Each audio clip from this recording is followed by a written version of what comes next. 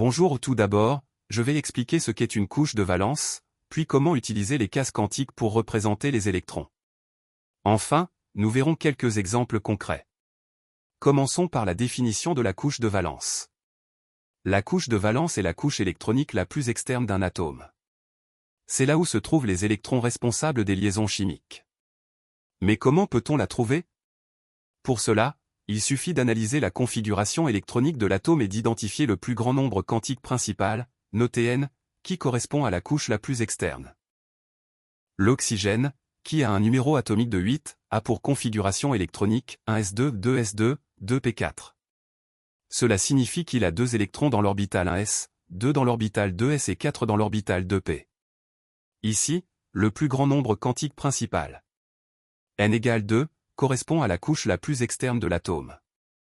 Par conséquent, la couche de valence de l'oxygène est 2s, 2p4.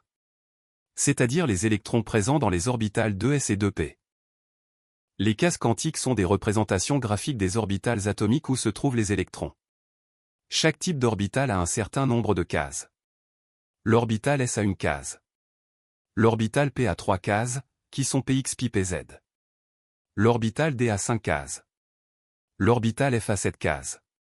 Pour remplir ces cases, il existe 2 règles importantes.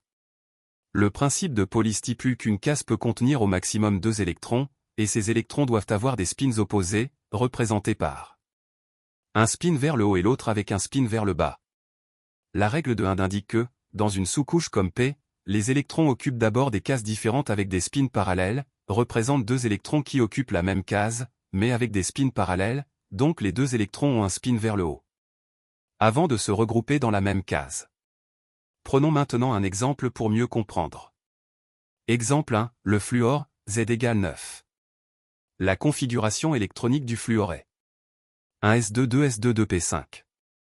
La couche de valence est donc 2s2, 2p5. Représentons cela avec des cases quantiques. Pour 2s, nous avons. Il y a 2 électrons dans cette case, un avec un spin vers le haut. Pour l'orbital 2p, nous avons 3 cases. La première case contient un électron avec un spin vers le haut. La deuxième case contient également un électron avec un spin vers le haut. Et la troisième case contient 2 électrons, un avec un spin vers le haut et l'autre avec un spin vers le bas.